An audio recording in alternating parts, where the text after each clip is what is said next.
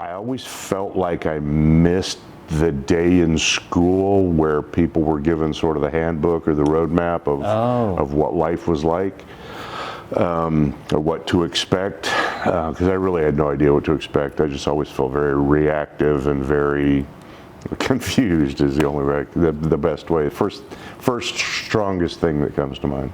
Wow. And then did that continue through childhood into adolescence, or was? Oh, that pretty much continues to this day. Okay.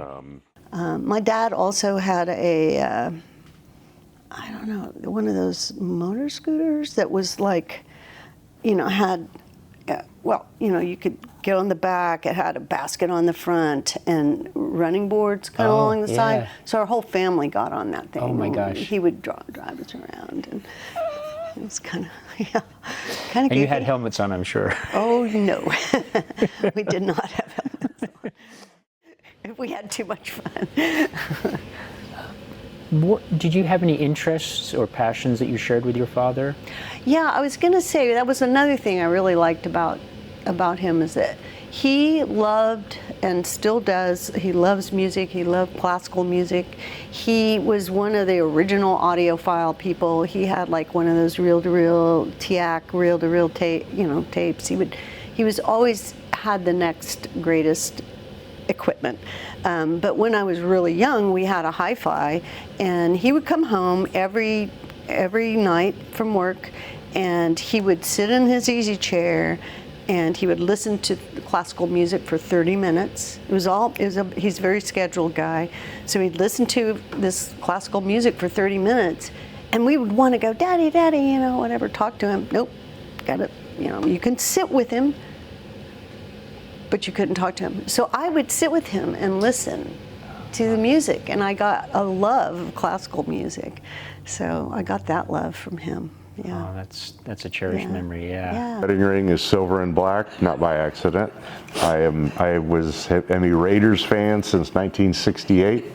I would actually growing up in Northern California, I was a big fan of the Oakland A's, San Francisco Giants, and the Raiders. I actually started off as a Rams fan. Roman Gabriel he was like larger than life, wore number 18. Inspired by him, I wore number 18 when I played as well, because of Roman Gabriel. But in 1968, I remember watching a Raiders game with Darryl LaMonica and that crew, before Kenny Stabler, the Mad Bomber, Darryl LaMonica, and they were playing a different game. It was faster, it was deeper, it was more explosive. And having watched Rams games in the NFC, the old NFL, it was like, yeah, that's cool. This is a cool sport. This looks fun. Watching the Raiders play, it was like, this is magic. And I was hooked. I've been a Raiders fan ever since. Started smoking cigarettes, she smoked cigarettes. My mom smoked my whole life. She was probably smoking when I was in utero. She smoked. It was back in the day when you did that. Joe, what sound or noise do you love?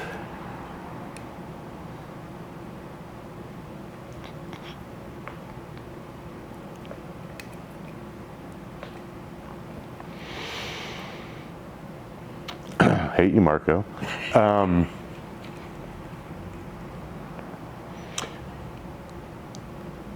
I love the way Mila says Diane. He got shot down in